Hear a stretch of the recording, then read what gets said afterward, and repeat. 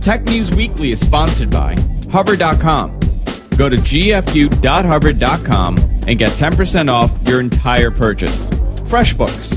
FreshBooks is an easy-to-use online invoicing service that saves you time, gets you paid faster, and makes you look professional. Get started completely for free at FreshBooks.com.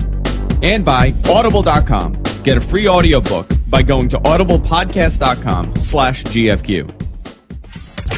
Starting Tech News Weekly in 3, 2, 1.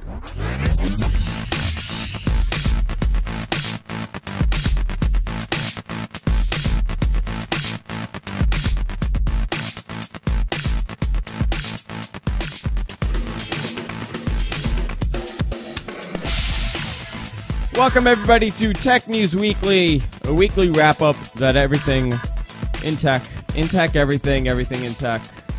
Tech. Listen, you got to cut me some slack. It's the first week back.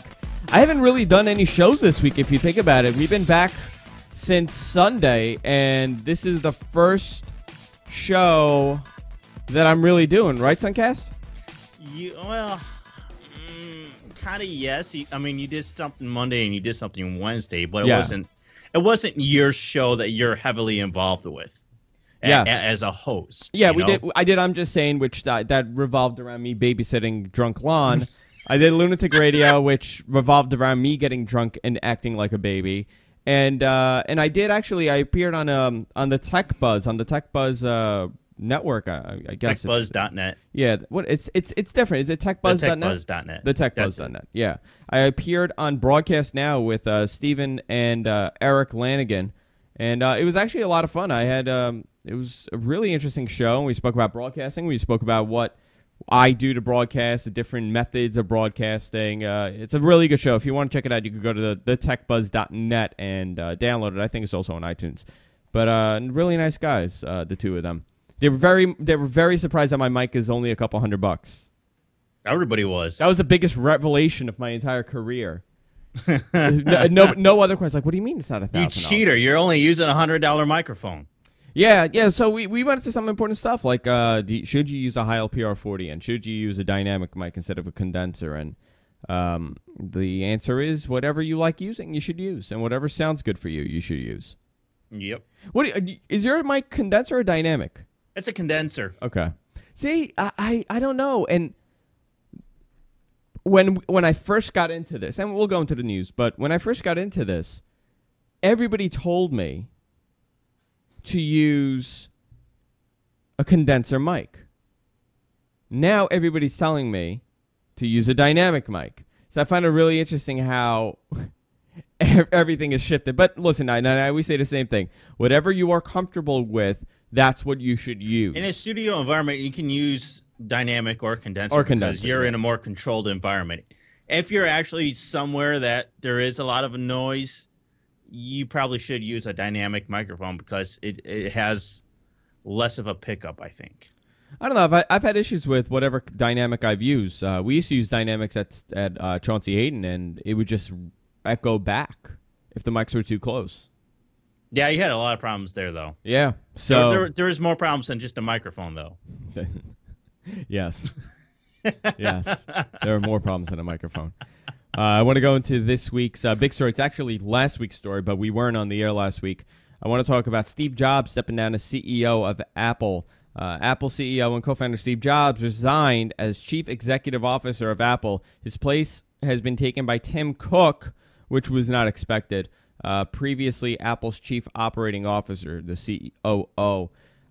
Jobs always said if he cannot fulfill his day-to-day duties of CEO, he would be stepping down, and he has stepped down, leaving us to start questioning his health again. Listen, Steve in January, he announced that he was taking an indefinite medical leave. So yeah. I think it's been 8 months now, and he's come to the realization, I think, that it's time that he stepped down. Or the board came to the realization that he needs to step down. Yeah. You know, and I don't want to go too much into his health and debate back and forth, but he has been suffering. He did have pancreatic cancer. He's been fighting it for some time. He left a couple times. His health, if you watch the keynotes and you've seen he's gotten a lot thinner, and a lot of this has gone on. So it leaves many of us to think it's not going well for Steve, and it's a shame because he's a brilliant mind, regardless if you are a Apple fan or a or whatever fan, Windows fan or Linux fan. You have to appreciate the fact that this is a man that took Apple, a company where nobody wanted to go near, and turned it into one of the most profitable tech companies out there, and turned it into one of the most desired tech companies out there. And a lot of people debate. They go, oh, well, I don't like Apple, I don't like Apple, I don't like Apple. But you have to realize that, as I close my chat room here, what he did was take a company that nobody wanted to go near, and everybody hated, and was a laughing stock for many people and many journalists, and has made it into the most desirable company out there. Between the products, the iPhone, the iPad, the iPod, the MacBooks, the iMacs, they are attractive to many people, and he has somehow convinced all of us that we need one. What do you think, John? Do you think that he's the driving force behind the turnaround, or do you think it was just the luck and the chance? I mean, I personally think he rebuilt the company. Well, I think there's always some luck and chance involved with anything in life. I mean, if you just happen to do something at the right moment, you can look out and create something great. That's not to say that Steve Jobs wasn't the driving force behind Apple's success over the last, 15 years that he's been there? Because it says in 96 he came back to Apple after founding some other companies. Yeah, and then he was in 97 he became CEO. Yeah. So I do think by and large success of Apple over the last 15 years has been at his hand. It really has been, because if you look at where Apple was and where they are today, and even with just the vision of the iPhone and some of the visions that he has, that sells. I mean, but here's the thing, though. The computer wasn't the turnaround for the company. It was the iPod. Yeah. The iPod was a turnaround. The iTunes Music Store, and then he introduced the iPhone, and then, once Intel and Apple, made that deal, that's when it became appealing to many people. And it's almost this cult following, and Steve Jobs is, in a weird way, the leader of that cult of Mac. There are people out there that still don't like the move that Apple made from the PowerPC chipsets to Intel. I tell those people that they're obviously out of their minds. Because I don't know. I don't know how you could not want that. How could you not want the Intel chip? Intel is probably the best chipset company out there. 100%. You're absolutely right. Yeah. I mean, listen, this is sad. It's a sad day, and it's a sad time for the company. But Apple has assured us that, and assured stockholders, which, let me move this so I can't turn the camera off here. Yeah, they said that after the announcement that the stock did go down for a little bit with Apple, but I think that's to be expected. I mean, that's a major announcement. You can't not expect the stock to drop a little bit on news like that. It's just something that no matter what the company is, you have a major changing of the guard like that, and your stock will drop no matter. Yeah, but you know what it was. Replacing them. But it was expected that Tim Cook was taking over. I think Apple did a very good job at preparing us that Tim Cook would be the CEO once Steve steps down, and it was almost a transition that we understood was going to happen. Now, the other fears are that since Steve has left, and Steve right now he's on the board, so he's not totally gone from the company. He's not disappeared in some whatever. He's still around. He's still giving advice, and of course he's still hands-on with, I'm sure, many parts of development. What's going to happen to the product line now that it's not Steve's vision, it's Tim Cook's vision? Steve Jobs did an amazing job of creating a team at Apple that understands what he wants and understands what he looks for. I mean, this is a man that criticizes the color of certain things and the tiny little textures on an image, and he's extremely obsessive compulsive when it comes to his products, will it still have that vision? And that's why Apple has done so well with their products. They're very good-looking products, regardless of what you think of the pricing. I mean, they're beautiful, beautiful products. Will it still have that? And I think, yes, it will, because the state of Apple right now is Steve's mentality. And I think he has created a company where even if he's not around, it'll still function like that. And there's still products. Very well set up for who's running it. They have a very strong management team. They do, there. and that's Steve's management. And that was the thing. Steve was really behind the management, and he built this great management. The only thing is, how long of a product line do they have with Steve's vision? If you ask me, I think they have the next decade in the bag. The next decade? Yeah, they know what they're doing for the next decade, because this is not a company that's just. I'll tell you why. I'll tell you why. Sell me on it. I'll tell you why the next decade. You look at someone like BlackBerry, where a decade ago, where they stuck to their decade plan. They stuck to their 10-year plan. You remember, they didn't want to change because they said, well, we have a 10-year plan. Yeah. So, obviously, I'm assuming Apple has at least 10 years of knowing where the company's going to go and knowing where they're going to develop products. I'm sure things change, but I would not expect a total change in the way Apple is doing things for at least 10 years. And somebody was saying, I was reading one of the blogs where they were saying that Steve actually has 25 years of products and the vision of Apple for the next 25 years somewhere. He knows he has this already planned. That sounds a lot like fantasy to me. I don't think so. I'm not trying to be an Apple But here. I'll tell you something. We're a much smaller company than Apple. I mean, in every possible way. I kind of know where I'm going the next 5 years. I have a 5-year plan. You have to have some sort of roadmap. You have to have some sort of goal in mind for what you want to do. So you wouldn't envision a company like Apple to know for the next 10 years, which direction they're going to go? I think they might have an idea, but the problem is, you're citing RIM as why they have a 10-year plan. And I'm thinking the absolute opposite. RIM is the exact reason why you shouldn't have a 10-year plan, because 5 years into that 10-year plan, the world changed when Apple released the iPhone. But I think when you're Apple, you're leading that.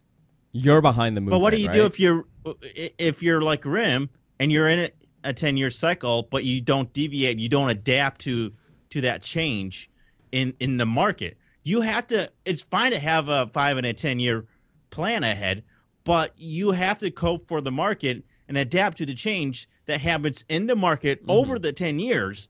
If you don't do that, it doesn't matter what your roadmap is. You are less likely to succeed. Yeah, it's fascinating how these companies do it. But do you see Apple? Do you see their products changing now that Steve is not in charge? Or do you feel that the motion is already there and they're just going to keep doing what they're doing because it's not all about Steve? Well, the analysts are saying it's going to be about 2 to 5 years before we see all the Steve Jobs stuff that he had lined up come down, and then in 2 to 5 years we'll actually start seeing Tim Cook's impact on Apple as a CEO. Yeah, which will be very interesting. Which I think is a lot more realistic than 10 years out. No, I think they have a couple of years. I think they know what products and where the company's going for quite a few years with their product line.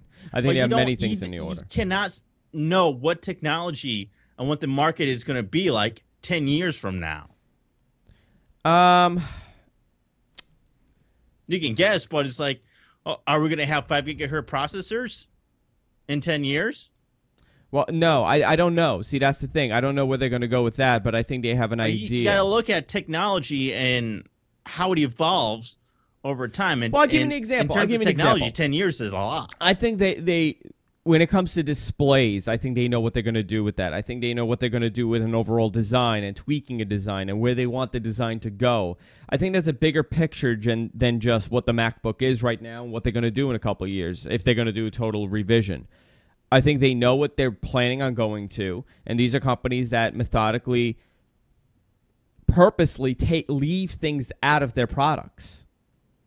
Well, yeah, I mean that's been done forever. Everybody does. And I think you're going to start seeing that not just Apple for a while. No, they're not just Apple. So I'm going based on that. I think that it's not going to be a huge change for at least a good 5 years. Yeah, I don't think I would agree with that. that. 2 to 5 years before we see anything that has Tim Cook's CEO hand on it. Yeah, but who knows? we'll see what happens with that. I do think that there's no other guy other than Tim Cook that could lead Apple. Right at this moment. Yeah, because I think they groom Tim Cook to be the replacement in a very Well, could you even if he wasn't groomed, do you think that there would be any other person out there that could do the job? Not at this moment. Jobs? No, not at this moment. But this is a company that failed with every other CEO.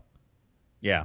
And that's the scary part. This is a company that has failed with every other CEO except for Steve. I think looking at the past few years, knowing how Tim Cook has really been stepped up and groomed for replacing Steve Jobs as the CEO. He's taken over for Steve Jobs about 2 or 3 times over the past few years now, when he was taking his medical leave of absence, getting his cancer taken care of and all that. So we do know that he is definitely capable, and he is capable of bringing those results that Apple expects of its CEO. Yeah.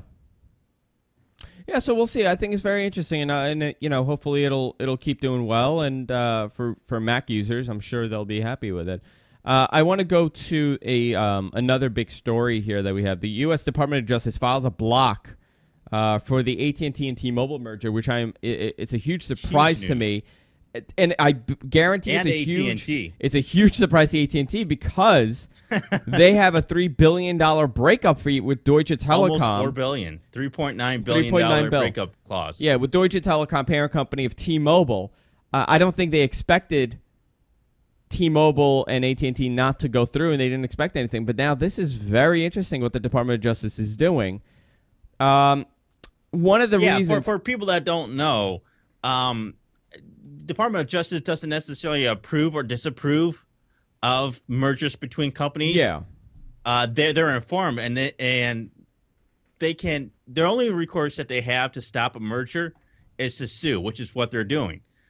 What they do is they get information from AT&T and T-Mobile about the merger, what'll happen when the companies merge, and if it'll violate any antitrust kind of laws out there or anti-competitive laws out there. That's what the Department of Justice does.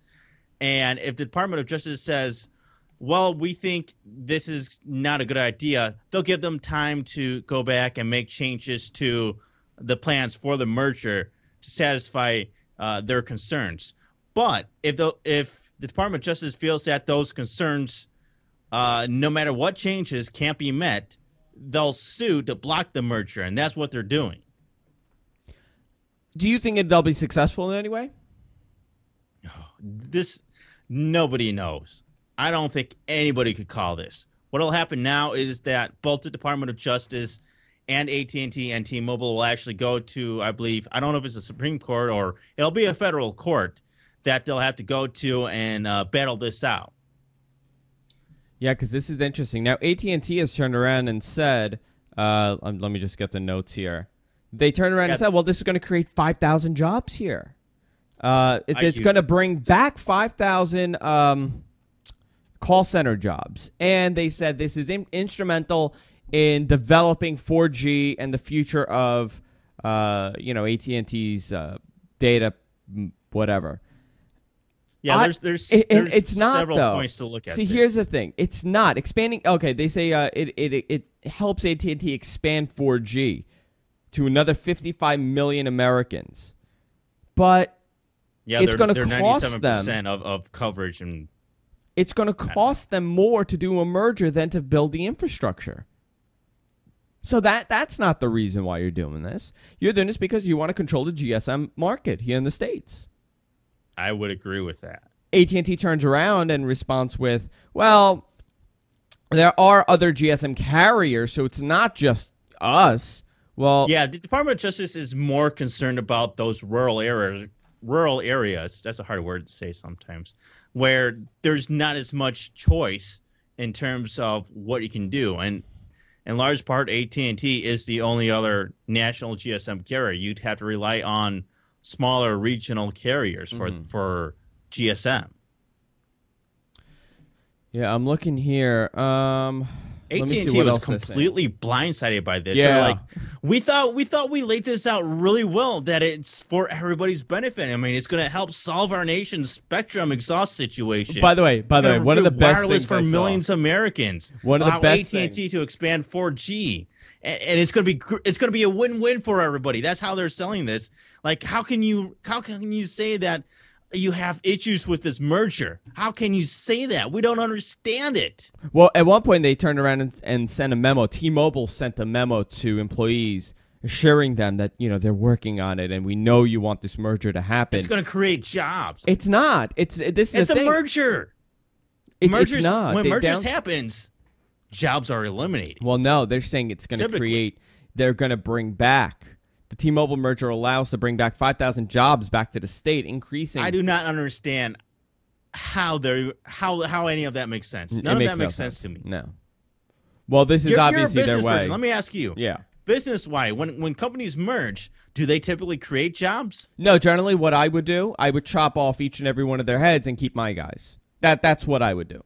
You would merge. I would take the best. You would merge departments. Yeah. Because you have two companies, you're going to have overlapping areas, and those overlapping areas are going to actually cost you more to run separately than you would if you consolidated those jobs into one person. Instead of having two people for the same job, you're going to have one person that'll do both jobs.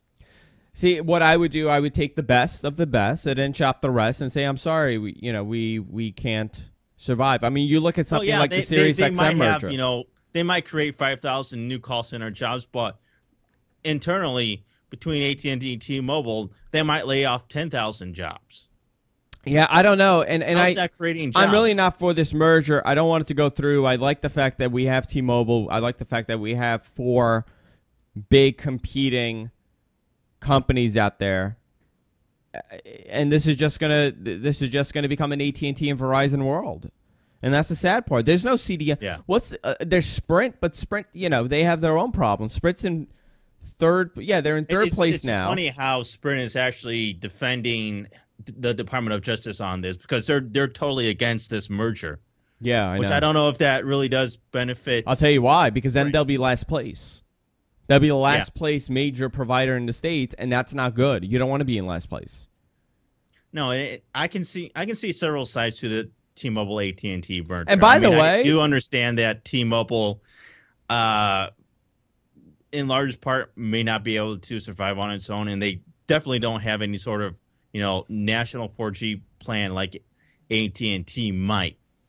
So from that regards, it's there's no win-win in them merging, and there's no win-win in keeping them separate. There's no winning in merging or not merging these two companies together. The other argument, T-Mobile's argument is, well, we might go out of business, but Deutsche Telekom has deep pockets. I don't see them going out of business. What I do see happening is another company coming and buying T-Mobile and keeping it going. That's something that might happen, and that's a better option rather than having a buyout from AT&T. And this is not good. AT&T bought Singular, which took Singular out of the mix. And now they're buying T-Mobile, the other... I think are they the only large GSM carrier left? They are. Yeah. So as far as CDMA, there's Sprint and Verizon as large ones, and that's it. Yeah, I mean, there's the 4 big ones. But I'm trying to think... There's 2 CDMA and 2 GSM. 2 CDMA, 2 GSM, and then you have something like... You have a regional carrier like Metro PCS, and I forgot this one for CDMA. Virgin Boost Mobile, which are all still, owned and operated by those other networks. Yeah, so you really don't have too many options out there. But also, T-Mobile has done a great job with their pricing structure over the years. They do interesting moves. They have decent phones. But Sprint, on the other hand, is going the total opposite end of the spectrum and raising cancellation fees and connection fees. I don't know if you saw that, but they're raising connection fees to $60-something. You mean the early termination fee? No, connection fee. As an activation fee. I'm sorry. They're raising it to $35 rather than $15. Well, that's everybody does that. But now. I mean it's silly though. It's silly. We're in a world where we're trying to compete and we're trying to get more people. Why? I don't see any of the major carriers bringing down cost at all. I think T-Mobile has the best rate. I think costs have gone up. I think T-Mobile's the best one out of all of them. As far as pricing. Like, I can tell you right now, for the plans that I have, I cannot go to Sprint, I cannot go to Verizon, and I cannot go to AT&T and get nearly the same price as what I'm getting now with T-Mobile.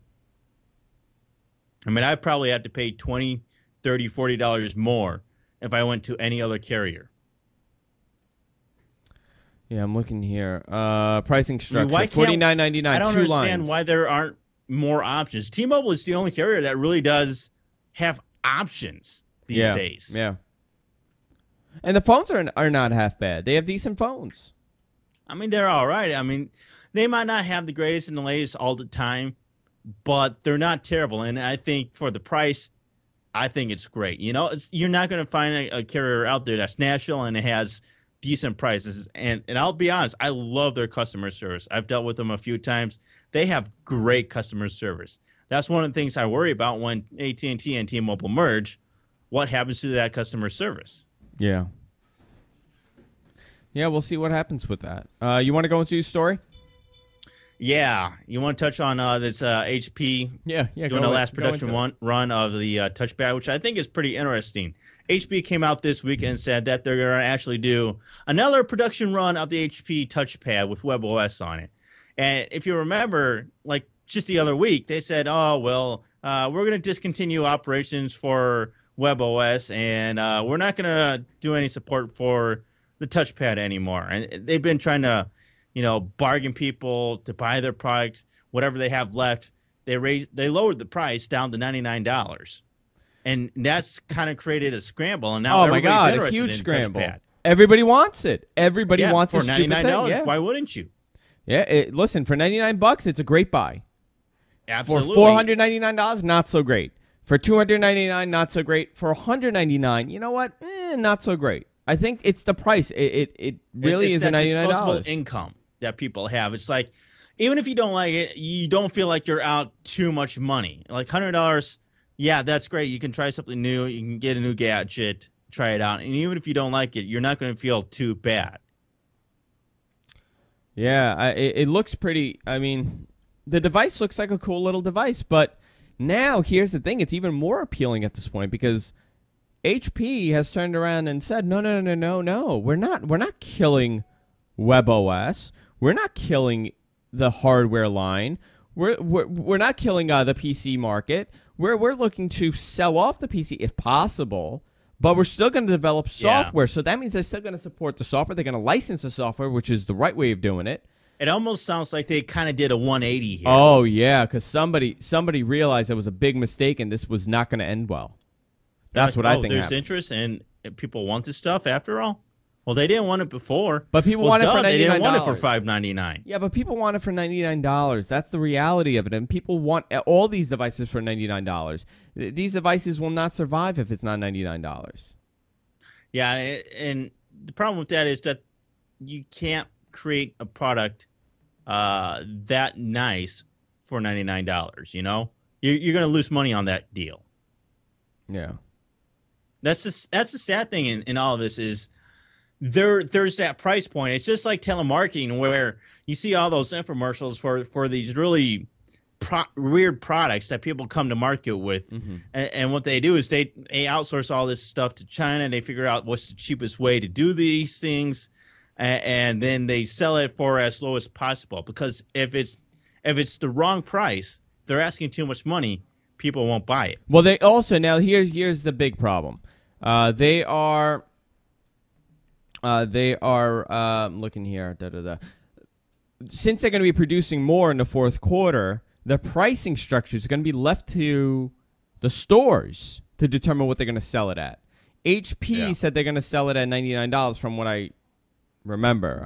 HP said on their website they're going to continue to sell it for $99, which I think is the best idea right there because I don't necessarily know if stores will be able to sell and move the HP Touchpad as well at a higher price. Yeah. I don't know. You think this is going to survive? I think it's really cool. I think a lot of people are buying it to play with it. Developing on this system, on this operating system, is a lot easier than developing for the other ones. I know that for a fact. A lot of people like to develop for it, but is it something that we're going to want to go near? Is this something we're going to want to buy? And is there a feature in WebOS? I think there's a great feature in WebOS if done properly. $99 for this thing, I don't see why you shouldn't buy it. I think it's a cool buy. I think it's a great buy, but when development stops and updates stop, you can't really get too upset, right? Right. Well, that's just the thing, and that's another reason why you can't sell it for anything more than $199. I think if you sell it for anything more than $199, there's no way people are going to buy a product that 6 months from now has zero support from the company. Yeah, it's a dead product. Nobody's going to want something that's $200, and then, well, you can't call somebody up and say, "What's wrong with this? Why isn't there any updates? Why isn't there a patch for the OS?" Because nobody's working on it. Yeah. Well, they said they're releasing a patch very soon to tweak increase the OS, functionality. Increase functionality. So they do seem to be doing something. I don't know. We'll see what happens. I think I'm going to get one. I'm just waiting for. I'm just waiting to find it. I can't find it anywhere. That's the problem now. Yeah, I think they kind of touched on what's needed for the tablet market. The tablet market, with the exception of the iPad, doesn't sell tablets. No matter what the cost is, except for now you found the sweet spot, $99. Would you buy this? You do want it, right? For $99. For $99, if I had the money, I would probably buy it. Just for the experience of trying out a tablet, Yeah. I mean, whereas, if you want an iPad, you'd have to spend, at least $499, $500 just for a tablet. And if you want to just, try a tablet and just have it around for the occasional use, you're not going to spend $600 for it. I'm trying to think what people would buy, and is this the way? Is $99 a price point that these devices should be at? I mean, realistically, I think so, yes. The costs are so high that I know realistically they can't sell them at $99, but what is the price point? I mean, I could see it at $199 is more appealing than what they're all at right now. Oh, absolutely. And to be honest, the iPad is the only appealing one right now. Android has not been able to do it. WebOS has not been able to do it. The only $499 or $399 tablet that I could see people spending the money on is the Windows 8 tablets that will be coming out when Windows 8 is released. Well, that's way down the road. But the reason why I say that is because it's still a full functioning computer.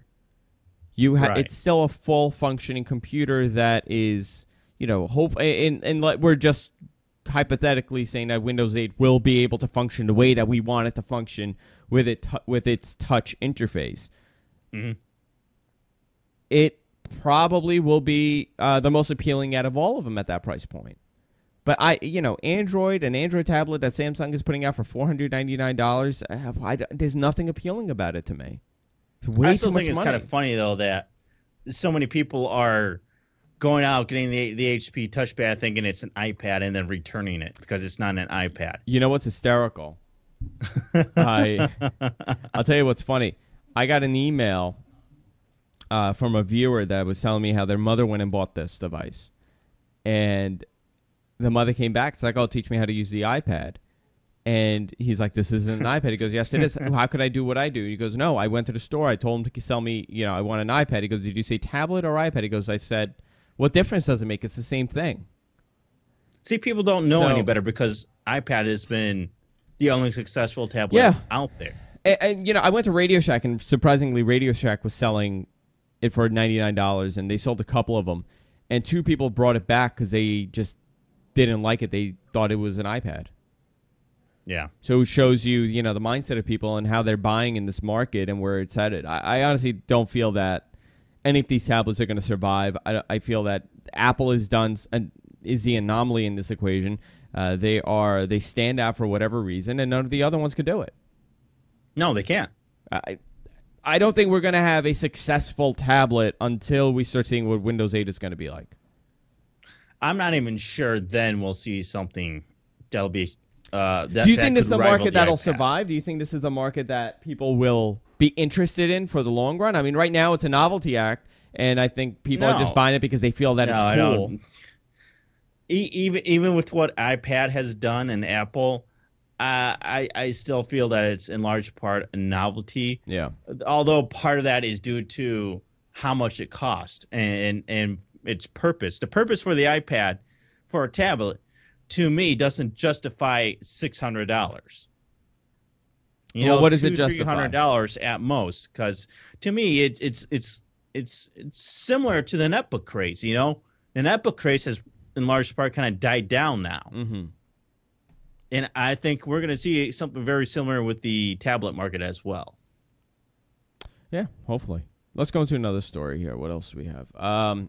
We spoke about T-Mobile. Well, you know, the iPad stuff, I don't know. It's I'll say one more thing and then I'll wrap it up. The tablet stuff. I love the iPad. I think it's a great device, but am I going to use it every day? No. But you know what's funny? And I was telling you, you're spending $600. I use it a device that you're not going to use every day.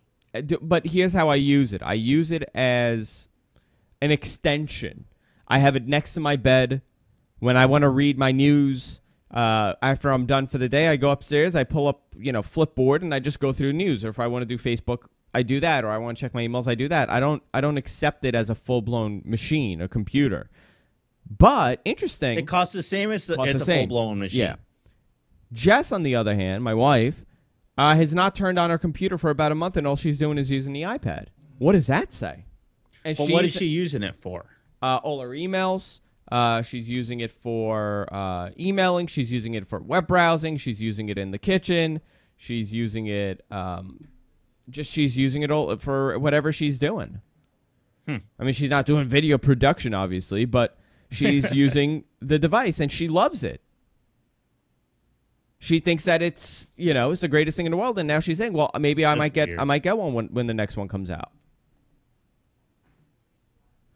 I don't know. To me, it's a fun little thing for me to use, but for some people, it fulfills that void, and they do not need a computer. And I can't believe I'm saying this because last year I was screaming, how could anybody say that? But for some people that do not do heavy computing and they don't want to deal with Windows, they don't want to deal with the Mac, to them, this is the easiest way of doing it. They click on a button and then they type on glass. It works. I don't know. Interesting. You want to pick one? And then, I just picked one. You did? You pick. I don't know. You know what the problem is? I don't have my notes in front of me. I don't have the paper in front of me. You don't have the notes, so you want me to pick? Yeah, I can't. Well, let's talk about Windows 8, the images that have leaked for since we were on the topic. Windows Explorer gets ribbon interface in Windows 8. Wow, this is a big deal. And I was being sarcastic. Yay, we're back to the ribbon. Yeah.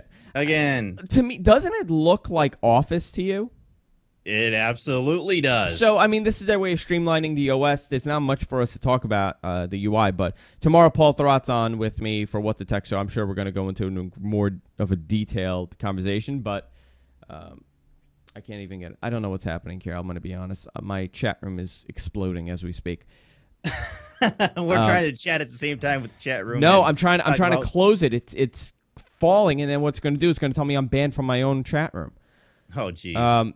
They released some specs at the Building Windows 8 blog, and they're showing the imaging of what it's going to look like. And they released several images. They released an image of the new Windows Explorer, and they also released a video that talks about some of the new file handling capabilities that Windows 8 has, which is native support for mounting and reading ISO and VHD images. ISO is basically just like an image that you download and you burn to a CD, and it's very similar to the VHD, where it's a virtual hard drive. Well, the reason why they're doing this is because they are considering killing the optical drives. Yeah, that's what it means to me. Which I think is a smart thing to do in creating that support, because we've been able to do this for years with other tools such as Magic Disk and Daemon tools. Yeah, and it's like, why haven't we seen this natively supported in Windows before? Yeah, maybe because it's been linked with piracy for the longest time. Yeah, I mean, that's the only explanation that I could come up with in some way. But, Apple's killed the optical drive, and Windows actually does a lot of stuff now with virtual hard drive files and ISO images. If you download Microsoft Office or Windows from Microsoft itself, they come as an ISO. But are we realizing you have to burn that to a CD or DVD in order to install Microsoft Office? Yeah. So I guess this is their way of doing this. This way of saying, well, listen, you don't really need it. But if you think about it, this is the smartest way of doing it. If Windows 8 will be a tablet device, and it'll be on these netbooks, and it'll be on these ultrabooks, which they're not going to have an optical drive. That's they're a gonna very have good point. Really fast SSD. You're not going to put it, so these ISOs need to be mounted, need to be functioning. So you're going to download it and you're going to install it. It's the biggest inconvenience for me to install Office on a netbook that does not have an optical drive. It's a problem. That's a very good point that you're pointing out. And that's probably why they're going in that direction, because they're realizing that the ultrabooks are going to be the big thing. Netbooks are still surviving. And the future in these portable laptops and these tablets do not involve a optical drive. So this is their way of doing it. Yeah, it's very funny. They actually have a breakdown of the top 10 Windows Explorer command lists. Paste, 19%. Copy, 11%. Properties, 11%. Delete, 10%. Rename, 8%. Cut, 7%. Search is also at 7%. And new item, 6%. Open, 2%. It's interesting 2%. that copy and paste are not equal. I know. I don't understand that. Like, usually if you're copying a file, aren't you also pasting it? They're probably copying it from the desktop and then pasting it into Explorer into a file. But did it need what do you a think revamp? of the ribbon interface? I don't like it. Windows I never Explorer? have, and people make such a big deal out of it, and I know they're trying to streamline the OS as much as possible, but I've never liked that I never liked it. I don't think it looks great. Well, don't you don't like the way it looks? No, I don't like the way it looks at all. I think the icon. The only reason you don't like it is the way it looks. Yeah. But here's the thing. I mean, there's a cut and there's a paste and all that stuff, but I don't really use that. I use the keyboard shortcut. So for me, it's right. It's a simple thing. I don't need that. But maybe for most people, think about the average computer user. Think about how they're going to work. They're not going to say, "Well, I don't know." Maybe they don't know the shortcuts. But I'm just throwing ideas. I don't know. Do you like their new start menu? The Windows 8 start menu? I'm not sure. I mean, it's very I'm not simple. sure yet. So, it's too early to tell until I start using it. So this means programs is gone, right? There's no start programs. Yeah. Quite frankly, it's not necessary to have that there. It might be nice to actually have that there in case you wanted it. Yeah. It might be nice if you have the options to put some of those things back. But then that means it's going to be somewhere else. If it's not there, they're going to put it somewhere else. In large part, though, I love the way how you can just hit the start menu, type the name of what it is that you want, and it'll pop up for you. That, I think, is brilliant. That is great. It doesn't anything that you have installed, any file, you just hit start, type the name of it, and it pops up for you. That's great. And I think that's kind of where they've gone with the new start menu in Windows 8, how it just says it only has a few choices: settings, devices, share, and search. That's all it shows in the start menu. And if all you do is just typing in the name of whatever it is you want, then do you really need any other option? Well, they've also said that they're going to be offering the Metro UI and the desktop, the standard desktop interface for Windows 8, which we knew. I didn't think they were going to kill classic mode, as people are calling it. Because there's still some question as to how it's all going to work together. But it's. I don't think Here's the thing. I think this is going to be a hybrid OS, and tomorrow we'll go more into it again. But I think this is going to be some sort of hybrid OS where this is going to be the future of where they want to go, but they are not doing it 100% because they still need to appease the enterprise user. There's no way in hell that an enterprise user is going to install this and understand what's going on. Yeah, I mean, if you're like me or you, we're power users. Yeah. I think we would be kind of hindered with an interface like the Metro UI. Yeah. No, absolutely. You're 100% right. We would be. That's what I'm worried about is that it's not necessarily that I don't want to use that interface. I just think that the way it's set up isn't something that's great for a power user that knows all the shortcuts and everything, and they just want to do the keyboard Alt-Tab and start and all that stuff, Alt-F4. Can you still do that with the Metro UI interface? That's one of the questions that I think people have is how easy is it to actually use the Metro UI? Well, tomorrow I'll find out, right? I'll have more answers for that tomorrow. Apple loses another unreleased iPhone. Amazing. I'm starting to think this isn't real. Last year, iPhone 4 prototype was bought by a gadget blog, which I'm not going to name.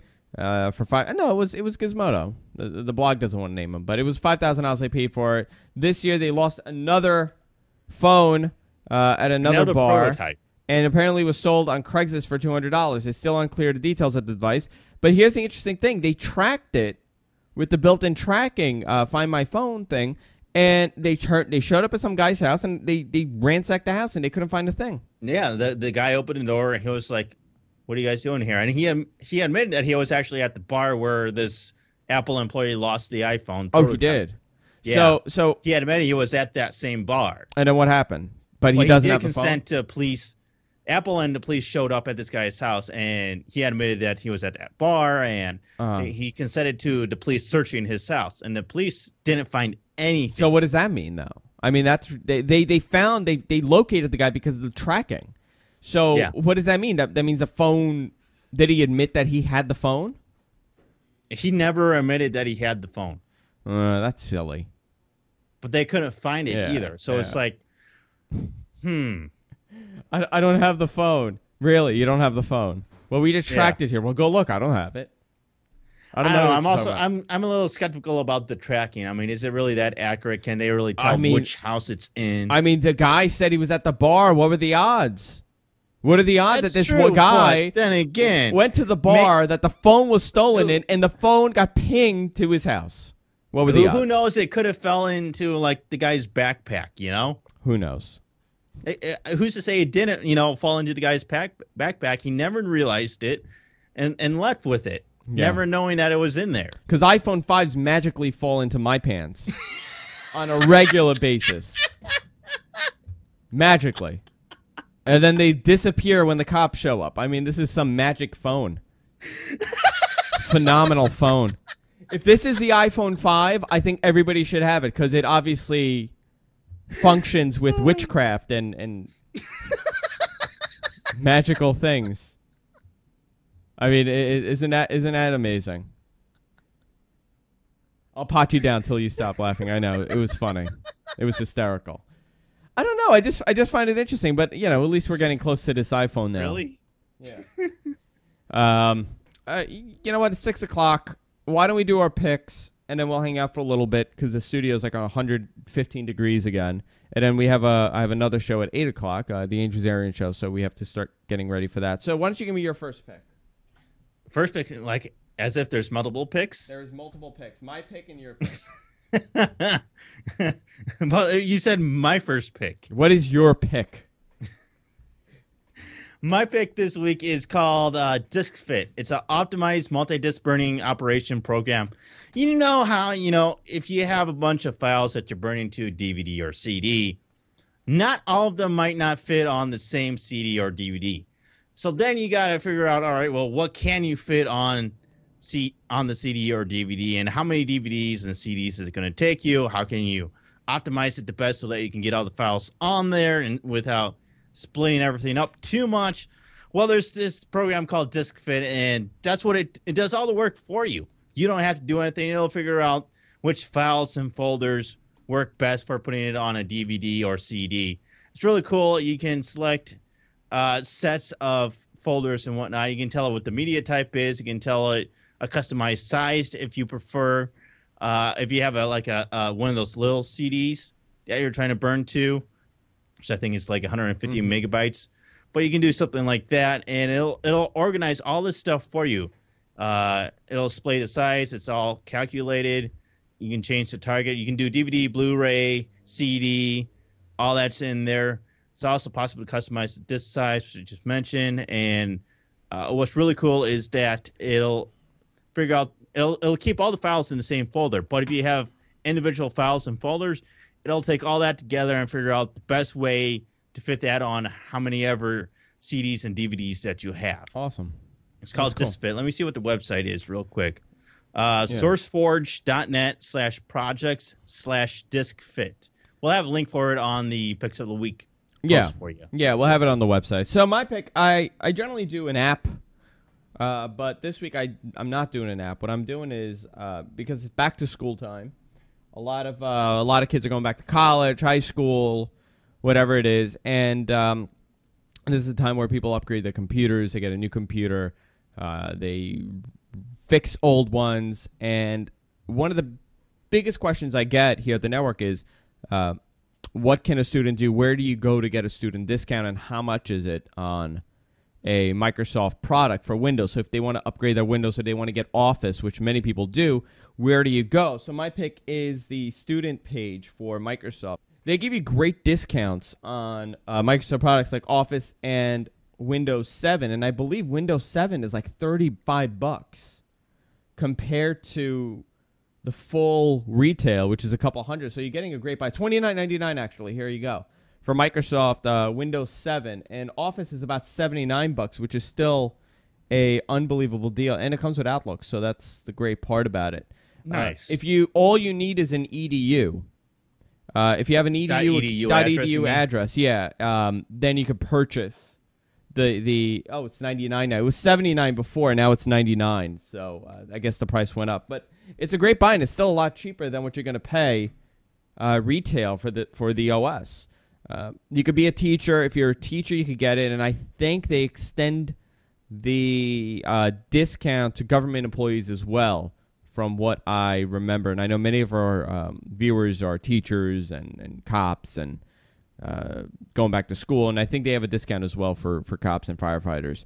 So just go to the Microsoft page, and also you could check if you're part of a union, you could check what your discount is with the union, because they honor that as well. So there are different ways to go about it rather than spending the full retail and getting a $200 piece of software. Now you could get it for about $100 or $79 or $39. That $29.99 is a great deal for Windows, isn't it? I mean, that's an unbelievably good deal. That's really competitive, and I really think that's where they should be at. I agree. $29.99, they would eliminate a lot of piracy. And a lot of students which don't know that this discount exists are going and pirating the software, which I find hysterical. There you go. That's my pick of the week. I want to remind everybody, go to our website, gfqnetwork.com. Also, you can watch us live each and every day at gfqlive.tv. We're on iTunes. We're on the Zoom. We're on pretty much every single service you could imagine.